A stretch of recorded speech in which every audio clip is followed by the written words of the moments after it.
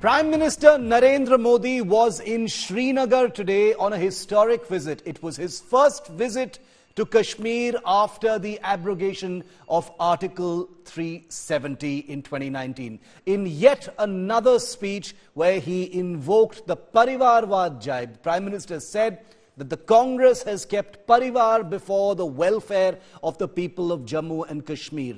A miffed Congress party has slammed the Prime Minister and said that the crowds in their thousands who had assembled at Srinagar's Bakshi Stadium was not an organic crowd but a paid or a forced crowd, and that these people had been threatened to come to the venue. I'm going to go into detail about that in my take in a short while from now. For now, just watch this report.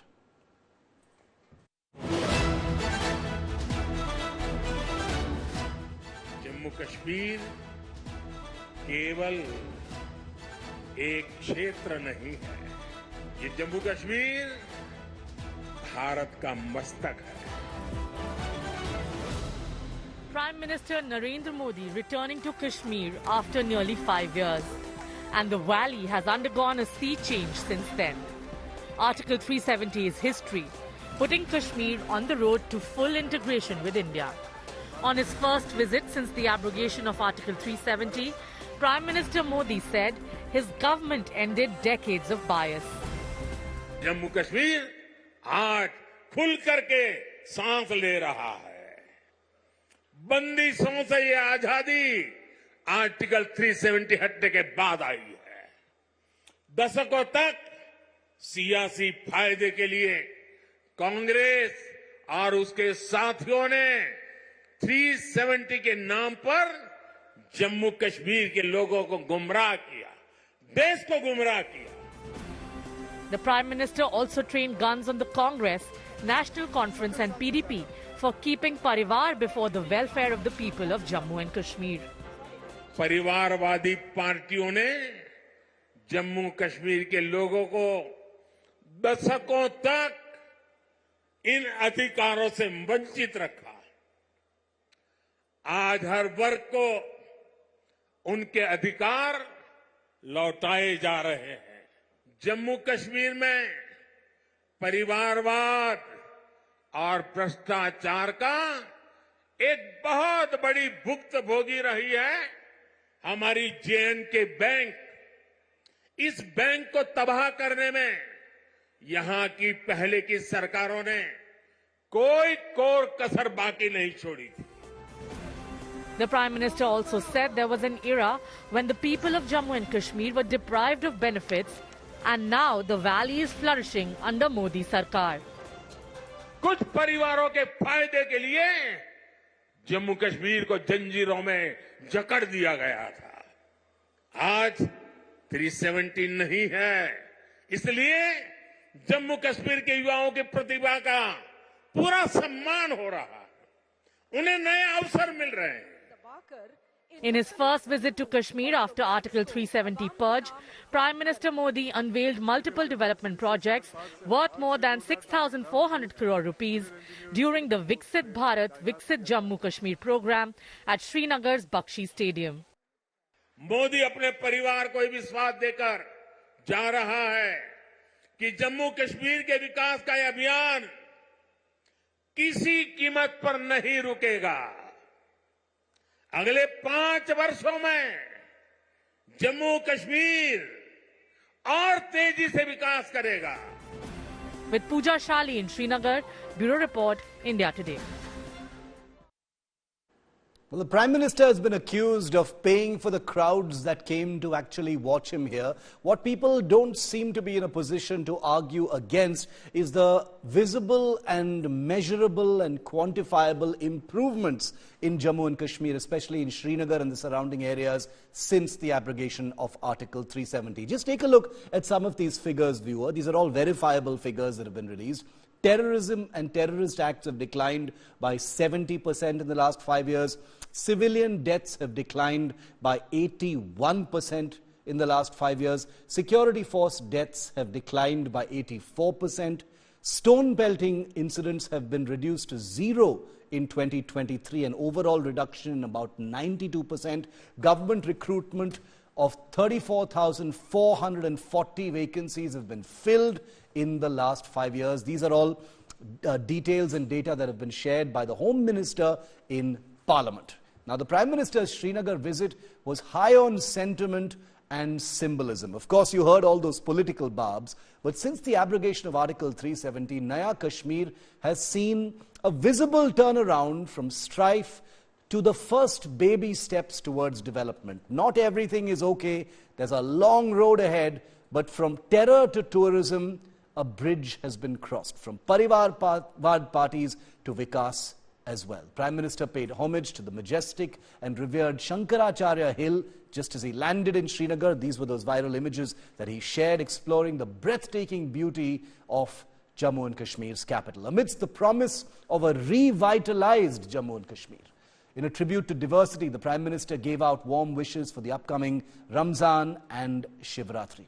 It was a jubilant reception for the Prime Minister in the Kashmir Valley. From young to old, the visit has sparked excitement among local Kashmiris, those that the opposition calls paid crowds. Adding a personal touch, the Prime Minister also fulfilled a young local entrepreneur's request for a selfie. There's that selfie. Do we see now? We don't see stone pelting, we don't see mass violence, and I'm glad to see that young boys and girls go to their schools, finish their education in town, which is natural or normal for you and I, was not normal for a Kashmiri child. Hartal, shutdown, encounters, bloodshed. A Kashmiri has seen everything that nobody across the country has seen. And yet, for them to finish that education in peace, that is what touches my heart. And you know, I'm slightly emotional today because I've seen Kashmir change for the better, and it means a lot. It means a lot to me because I never thought somebody will have the guts to do it. But my hope is that the peace will continue. Kashmir के बच्चे यहाँ क्यों आए हैं यहाँ पर? सिर्फ मोदी जी को देखने के लिए, उनकी स्पीच सुनने के लिए आए हैं यहाँ। तो मोदी जी पसंद है आपको? यस। पसंद है पीएम मोदी? हाँ, बहुत ज्यादा। मेरा ड्रीम है कि मैं उनसे एक ऑटोग्राफ और सेल्फी लूं। फैन है आप उनके? यस, बहुत बड़ा फैन हूँ मैं। क्या आपको क्या पसंद है पीएम मोदी के बारे में? मुझे उनकी हर एक चीज पसंद है, जैसे कि उन्होंने जो कश्मीर से आर्टिकल 370 हटाया, जैसे कि उन्होंने इंडिया को मॉडर्न बनाया, जैसे कि उन्होंने इंडिया को नंबर 1 पे लाया है दी मोस्ट पॉपुलर कंट्रीज में से। तो फिर इन चीजों से मुझे उनकी हर चीज एक पसंद है, और मैं यहाँ पे सिर्फ एक ही चीज के लिए आया हूँ क्योंकि मुझे मिलना है नरेंद्र मोदी से। और मैं यहाँ नहीं आता क्योंकि अगर यहाँ पे मोदी नहीं होते तो फिर मैं यहाँ पे नहीं आता। को क्या कहेंगे? अभी मैं उनकी वॉइस, आपकी वॉइस उन तक पहुँचाऊंगी तो क्या बोलोगे आप उनको? मैं एक स्पीच देना चाहता हूँ और उनसे ऑटोग्राफ और एक सेल्फी लेना चाहता हूँ। आप देश के नौजवानों को दिशा दे रहे हैं, वरना वो इंतजार करके बैठता है मेरे पास कुछ नहीं है। आपने इंतजार नहीं किया, आपने छोटी सी शुरुआत की और आप आज देश की ताकत बन रहे हैं। मेरी तरफ से नाजिम आपको और आप जैसे युवाओं को मेरी तरफ से बहुत बहुत शुभकामनाएं। Thank you sir.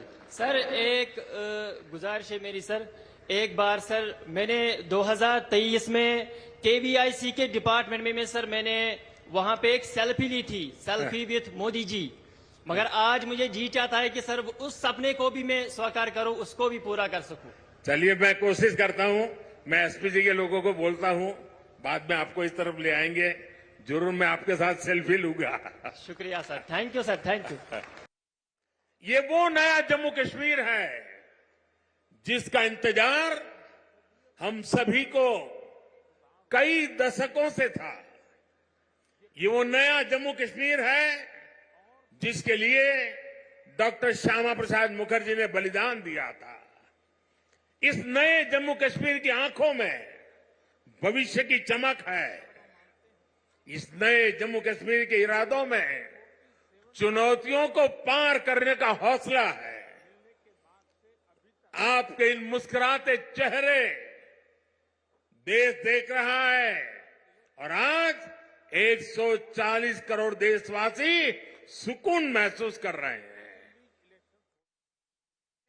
Jammu Kashmir केवल एक क्षेत्र नहीं है। ये जम्मू कश्मीर भारत का मस्तक है और ऊंचा उठा मस्तक ही विकास और सम्मान का प्रतीक होता है। इसलिए विकसित जम्मू कश्मीर विकसित भारत की प्राथमिकता है। जैसे फिल्म शूटिंग के लिए ये क्षेत्र बड़ा पसंदीदा क्षेत्र रहा है। अब मेरा दूसरा मिशन है मेड इन इंडिया। शादी हिंदुस्तान में करो। हिंदुस्तान के बाहर जो शादी करने के लिए अनाप शनाप रुपये डॉलर खर्च करके लोग आते हैं, जी नहीं, मेड इन इंडिया। पूरी दुनिया ने देखा कि कैसे यहां जम्मू कश्मीर में G20 का शानदार आयोजन हुआ। कभी लोग कहते थे जम्मू कश्मीर में कौन पर्यटन के लिए जाएगा। आज यहां जम्मू कश्मीर में पर्यटन के सारे रिकॉर्ड टूट रहे हैं। अकेले 2023 में ही 2 करोड़ से ज्यादा पर्यटक यहां आए हैं। अब बड़े बड़े स्टार भी, सेलिब्रिटी भी, विदेशी मेहमान भी कश्मीर में आए बिना जाते नहीं हैं। वादियों में घूमने आते हैं, यहां वीडियो बनाते हैं, रील बनाते हैं और वायरल हो रही है। Let's go straight across to India. Today is Ashraf Wani, our Jammu and Kashmir Bureau Chief, also Pooja Shali, who's been reporting from Jammu and Kashmir and Srinagar since early this morning. Ashraf, quickly coming to you first, how would you assess, today's visit by the Prime Minister? The usual politics obviously did play out, Ashraf, but overall, was it a successful visit in your opinion? Well, Shiv, absolutely, it was a successful because it was the historic in itself. Basically, there were so many perceptions, theories, and analysis when Article 37 was abrogated 5 years back on 5th of August 2019, that probably the Kashmir will go to the worse than better. But Prime Minister himself has proved that his decision was to some extent right. At least the people of Kashmir since last few years feel safe, and that is why the crowd gathered there. There is no doubt that any party which is in the power, they manage and utilize the government machinery. Same was done in this rally. But despite all these odds, there was excitement among the people. What we have seen to listen Prime Minister and the way he make his speech with the thoughts of the Kashmiri people, that matters a lot. So we can say that it was a successful rally by the Prime Minister, and to some extent he has achieved to win the hearts of the people here in the Kashmir Valley. Okay, very, very interesting to hear that both Ashraf and Pooja were reporting on that big rally by the Prime Minister. Pooja, you've been out and about since last night and early this morning. It means a lot to you as well. We saw that moment when you got a little emotional this morning. Very understandable, since you're reporting from Kashmir. But, you've been interacting with the residents, the citizenry since this morning. We've heard all the politics about paid crowds and things like that. But what's it been like? What's the mood? What's the sentiment? Which can't be faked. Shiv, it was a sight to see. Anyone who's known Kashmir will tell you that to hold in your hand the tricolour without fear, without favour, to speak on camera, to reveal your identity, not put a mask on your face, was a big deal. It's a big change for people who understand that. To be in a public rally shouting slogans for BJP or Modi, but as much for India with the tricolour, with artisans who came from Uri, Bandipura, making hand-woven Kashmiri craft with the tricolour, with the India map, with Jammu Kashmir as the focus, clearly showed that, there was an approval that has come from the people. And I can tell you this, behind me is the Lal Chowk, which has seen the bad, the ugly, and possibly now here on the good as well for Kashmir. This is a smart city project now for Srinagar. A lot is changing. And for someone who's witnessed that, most Kashmiris will tell you that they thought that Kashmir is a lost case, that you cannot come back from that. To even see slight hope, to see people giving that approval, Shiv knows one thing. And I'll just say this here for clarity, that, Yes. you know, yes, there is change. It does not mean everything is normal. I wouldn't say that either. There are still, Yes. for example, Kashmiri Pandits being targeted. There is a situation, tension on ground. But the peace change initiative, Shiv, that I have seen now in Kashmir, if it goes here on to continue, Kashmir has so many opportunities and landmark and benchmarks to cross, and I hope that happens. And you know, I noticed, Pooja, right through the rally this morning, you were speaking to a lot of young people, you know, young Kashmiris, aspirational, you know, the aspirational class, looking for a change. These are people who were not even born probably, when the trouble began in the valley. You know, what were they saying? You know, like I said, you know, there will always be the whiners and the sulkers who will, you know, say कि paid crowds हैं, इनको लाया गया है, इनको force किया गया है. But, you know, you're a journalist, you're there in person. What was that sense you got when you were speaking to them? Shiv, I met one young boy from Uri, and we all know and remember the Uri attack. He would probably be in his early 20s. He got associated with the Bharatiya Janata Party, and he told me off camera that when he decided to align with the BJP, he was threatened with death. He had to leave his house. It wasn't easy, and yet these young men and women thought this is the right change. And the older generation said that we have given the chance to the National Conference and the PDP, but over the years they did realize that it was not helping the situation at all. It was not helping anybody's life, probably but their own as politicians. And that is why many of them, Shiv, today may have been flaunting on camera, but they have gone through a rigorous process of facing threats, overcoming that, standing by their belief that this new party, this new leader means change. And what we see today is a joint approval. It will take time. It will take time, perhaps next 5 to 10 years. And very interestingly, Prime Minister said that, Shiv. Prime Minister said that I want to win your hearts. I will continue to work for it. And for the next 5 years, I assure you there will be more growth in Kashmir. So he knew likely not to only boast about the changes in Kashmir, but also to tell him there is much more that we are planning for the Kashmir Valley. So that's a good question that you asked, because many of these youngsters and even the older generation took a lot of risks to take this chance, give that trust to BJP and Prime Minister Modi. And that perhaps is reflective of how even people and the government need to work together for a better Naya Kashmir.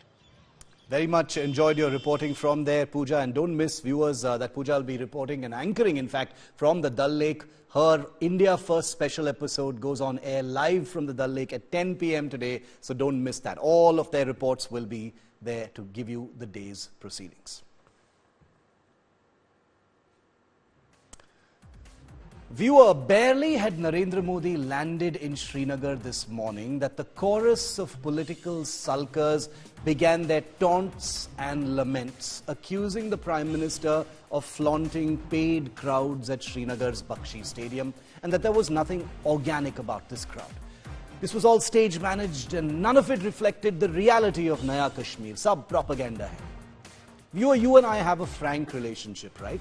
You listen to me because I don't give you any BS. I tell it to you straight and honestly. Accusing any politician or political party of paying for crowds is a lazy allegation. It's about as dumb a political attack as you can probably make, given that all political parties, no exceptions, do pay for crowds at some point or the other. It's honestly not something that even raises eyebrows. But the point I'm making is a little different here. It's not about crowds. I'm talking about this entire sena of sulkers making these allegations at a time like this. These are the same people, viewer, who wouldn't dare to, suggest that stone pelters, including minors and young children, have been pressured or paid to pick up rocks and fling them at security forces. Are they saying that stone pelting is entirely organic? The Kashmir issue is a complex one with no blacks or whites, believe me. But are these hypocrites living off the fat of the land in Srinagar honestly suggesting that sudden stone pelting eruptions in areas where encounters are taking place are not paid operations? But that's only the tip of what is an entire mountain of hypocrisy. And here's the bitter truth, viewer. Sulkers like Mehbooba Mufti, who decry the idea of Naya Kashmir, are people invested in a Kashmir that's ridden by conflict and bloodshed. A peaceful Kashmir offers these people no avenues for power or privilege. A prosperous Kashmir rids them of all the leverage they had in the blood economy of a land that has been destroyed by corruption, hypocrisy and lopsided priorities for decades together. When these sulkers pontificated about paid crowds and propaganda, let's give them some uncomfortable facts that they cannot manipulate in their usual way. This is data that's been presented in front of Parliament. What we've seen today across the political landscape is the frustrated hand-wringing of an ecosystem that cannot digest that things are visibly and measurably better in Kashmir since the abrogation of Article 375 years ago. So here's a list of questions I'd like to ask these sulkers, this ecosystem. Have stone pelters also been paid so much money now, like the crowds, that stone pelting incidents have dropped by an incredible 92% since the abrogation of Article 375 years ago? Were the 25 lakh tourists who made 2023 Kashmir's biggest year for tourism also paid agents? Were the 1.2 lakh visitors to Kashmir in February 2023, the highest for a single month ever in Kashmir, also paid to come? Were the tourists who've smashed the previous 40-year average for tourist numbers also being paid secretly by the state? Have terrorists also been paid such that grenade attacks have reduced by 15% after the abrogation of Article 370? Have Kashmiri civilians also been paid so there are 77% less casualties among them from IED blasts in the last 5 years? Have militants been handed enough cash in order to bring down fire and run cases by as much as 42%? Have terrorists been paid to stop snatching weapons from security forces, bringing down weapon snatching incidents by 60%? Have Lashkar-e-Taiba and Jaish-e-Mohammed also been paid money such that terror encounters have decreased by 32% in the last 5 years? There are many more such indicators, all showing small or big decreases. Is that all nonsense and paid propaganda? This is stuff that's been shared in Parliament. All parties know about this data. How do you stage manage a record-breaking year of tourism? Please explain that to me. How do you fudge restaurants and cinemas full of visitors and locals? How do you hide houseboats and mountain resorts full of guests? This frustrated hand-wringing, this silly negativism and whining from politicians pretending to be articulations of the complexities of the Kashmir issue are futile. The Kashmir issue is complicated, but these people are hypocrites. Only prosperity can bring peace. Is there more work to be done in Kashmir? Overwhelmingly so. Modi hasn't even gotten started yet. And he's got many things he still needs to be held to. For starters, statehood, elections, many unfulfilled promises that must be implemented without any delay.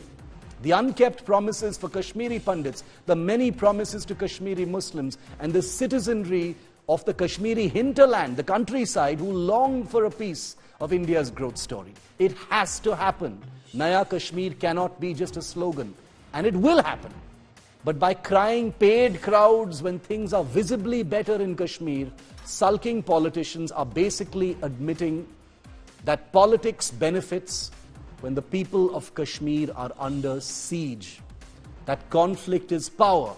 That peace removes all leverage for netas who've drawn all their strength from the surety that suffering will continue. In my 2 decades as a journalist viewer, I've visited Kashmir at least 20 times. I urge every one of you with the means to visit Kashmir, to go there, to see it for yourself. Don't believe me, go there. We don't need to quibble about monikers like Naya Kashmir. We'll leave that to the politicians. But the signs are there for you to see. As Indians, we must embrace them and do better, not wistfully wish for an older, sadder Kashmir that's just simply much more familiar to us all.